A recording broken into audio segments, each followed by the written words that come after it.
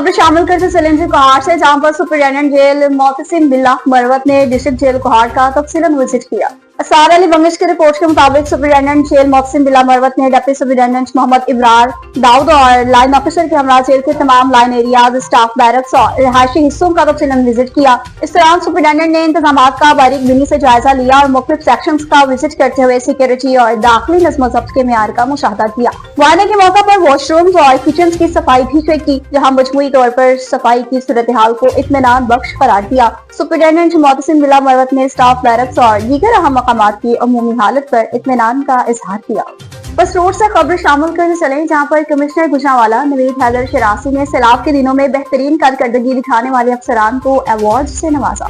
उस्मान मिर्जा के रिपोर्ट के मुताबिक शानदार खदमात और गैर मामूली कारकर्दगी दिखाने पर assistant commissioner Pasrur Sidra Sattar, DDHO जो डॉक्टर तारिक जावेद चौधरी समेत दीगर अफसरान को तारीखी सर्टिफिकेट्स और अवार्ड से नवाजा। इस मौका पर कमिश्नर ने कहा कि मुश्किल हालात में अवामी खिदमत, बरवक्त इक़दाम और फील्ड में मौजूद रहकर सूरत हाल को बेहतर अंदाज में संभालना काबिल तहसीन है। तमाम अफसरान की काविशों को बेहद सराहते हुए उम्मीद जाहिर की कि आइंदा भी यही जज्बा और लगन बरकरार रहेगी। तकरीब में मुतल्लिका महकमों के अफसरान, इंतजामी अमला और मुआविज़ीन इलाका ने भी शिरकत की है।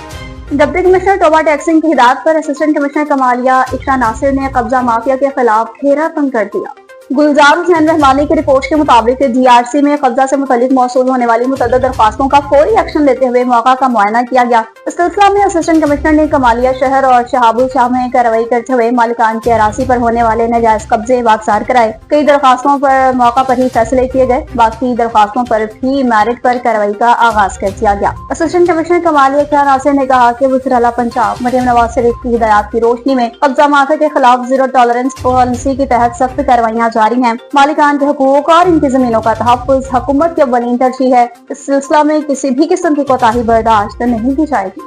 घोटकी में गवर्नमेंट प्राइमरी स्कूल जंगी खान कोलाची सालों से बदहाली का शिकार है। साथ साथ तलबा की जानिब से भरपूर एहतजाज किया गया।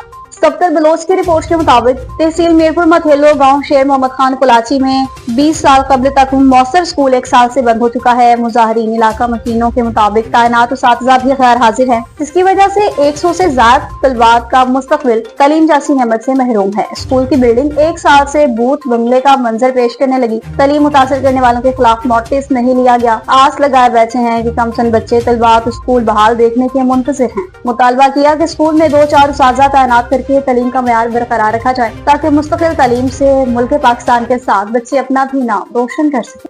वफाकी दारुल हुकूमत इस्लामाबाद की बात होगी, जहाँ पर UAE में जाना आवाम के लिए दर्द सर बन चुका है। एम्बेसी बायोमेट्रिक के नाम पर आवाम को लूटने में मसरूफ नजर आ रहे हैं। मजीद अहवाल बताएंगे ब्यूरो चीफ इस्लामाबाद जाहिर खान। जी हाँ, बिल्कुल ये मनाज़र हैं वफाकी दारुल हुकूमत इस्लामाबाद में कायम UAE एम्बेसी की। यहाँ पे लोग बेचारे आते हैं बायोमेट्रिक के लिए, उनको जलील किया जाता है। सुबह 3 बजे से लोग आए हुए होते हैं, रात के अंधेरे में वो ये कोशिश करते हैं कि हमारा नंबर पहले आ जाए। लोगों को अपॉइंटमेंट दी जाती है, अपॉइंटमेंट आ जाता है, लेकिन बदकिस्मती से चंद लोगों की बायोमेट्रिक हो जाती है, वो भी पैसों के ज़रिए, रिश्वतखोरी के ज़रिए और सिफारिश के ज़रिए। जो गरीब अवाम है, जो सादा लोग अवाम है, वो बेचारे बायोमेट्रिक से महरूम हैं और आवाम को काफ़ी मुश्किलात का सामना है। अभी चंद मेरे ज़राए से बात हुई, उनका ये कहना था कि हम 3-3, 4-4 दिन हमारे हो गए हैं, तो हम इस्लामाबाद में आए हुए हैं, स्टे कर रहे हैं। 1500 रुपये एक शटल का किराया लिया जाता है हमसे, रोज़ाना वो भी चार्ज करते हैं। 3-3 बजे आ जाते हैं, 4-4 बजे रात को हम उठ के आ जाते हैं, लाइनों में खड़े हो जाते हैं, लेकिन हमें ये कहा जाता है कि जी आज टाइम पूरा हो गया, आज आपका बायोमेट्रिक नहीं हो सकता। जी। असिस्टेंट कमिश्नर जहांगीरा निसुर रहमान भारी नफरी के हमरा कैंप पहुंच गए और कैंप को खाली करने के लिए 3 दिन की मोहलत दे दी। मोहम्मद शराज खट्टक की रिपोर्ट के मुताबिक असिस्टेंट कमिश्नर जहांगीरा निसुर रहमान और SHO कोड़ा काशिफ खान भारी पुलिस नफरी के हमरा कोड़ा खट्टक ललमा कैंप पहुंचे। मस्जिद मुल्ला बादाम पर मुहाजिरीन को 3 दिन के अंदर अंदर कैंप खाली करने का नोटिस दे दिया। दीपालपुर के गैम्बर नोशा रोड पर मोटरसाइकिल और रिक्शे में खौफनाक खूनी तसादुम का वाकया पेश आया। एक नौजवान जान भाग जबकि दूसरा शदीद जख्मी हुआ है। मज़ीद तफसीलात बताएंगे हमारे नुमाइंदा अवैस अली जट। آج بالکل انتہائی افسوس کے ساتھ میں اپنے ہی ناظرین کو ایک اور افسوسناک خبر سے آگاہ کرتا چلوں۔ اکاڑا گیمبر نورچا روڈ پر موٹر سائیکل رشکے سے ٹکرا گئی۔ حادثے میں موٹر سائیکل پر سوار نوجوان جاں بحق جبکہ دوسرا زخمی ہو گیا۔ اطلاع ملنے پر ایمبولینس فوری جائے حادثے کی طرف روانہ کروا دی گئی۔ ریکسو ٹیموں نے زخمیوں کو فوری ابتدائی طبی امداد فراہم کی۔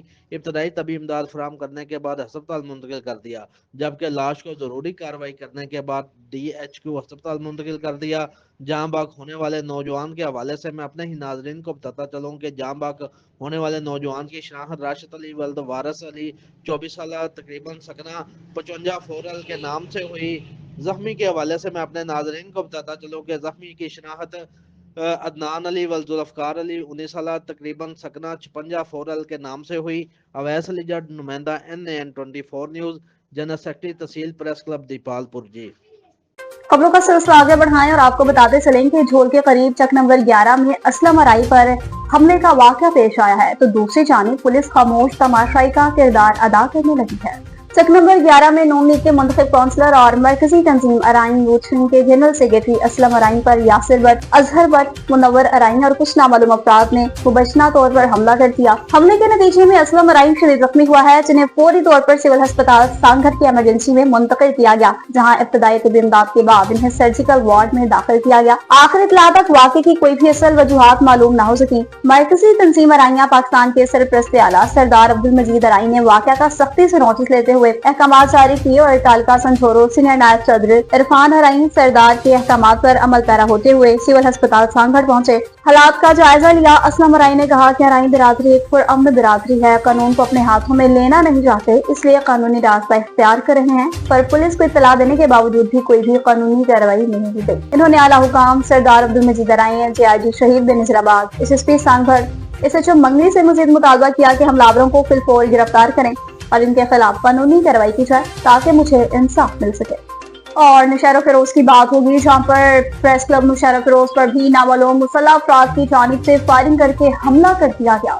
رانا عارف راجپوت کی رپورٹ کے مطابق فائرنگ کے وقت پریس کلب میں سویا ہوا چوکیدار فرحاد مجیڈاتو معجزانہ طور پر محفوظ رہا، جبکہ حملہ آور فائرنگ کرتے ہوئے فرار ہوئے۔ واقعے کی اطلاع ملتے ہی سینکڑوں صحافی نیشنل پریس کلب پہنچ گئے اور حملہ آوروں کے خلاف شدید احتجاج کیا۔ صحافی ظفر تگڑ، محمد یونس راسپر، مولا بخش مشوری، غلام شبیر اجن، محمد عادل عباسی، عتیق وسترو اور دیگر نے کہا، ہمیں حق اور سچ لکھنے سے کوئی بھی خوفزدہ نہیں کر سکتا۔ ہم سچ لکھتے رہیں گے اور اس طرح کی کارروائیوں سے ڈر کر مظلوموں کی آواز بند نہیں کریں گے۔ انہوں نے SSP نشیر و فروز میر روحل کھوسو اور دیگر اعلیٰ حکام کو وارننگ دیتے ہوئے کہا کہ اگر 24 گھنٹوں کے اندر حملہ آوروں کو گرفتار نہ کیا گیا تو SSP آفس اور DIG آفس کے سامنے دھرنا دیا جائے گا، جس کی تمام تر ذمہ داری انتظامیہ پر عائد ہوگی۔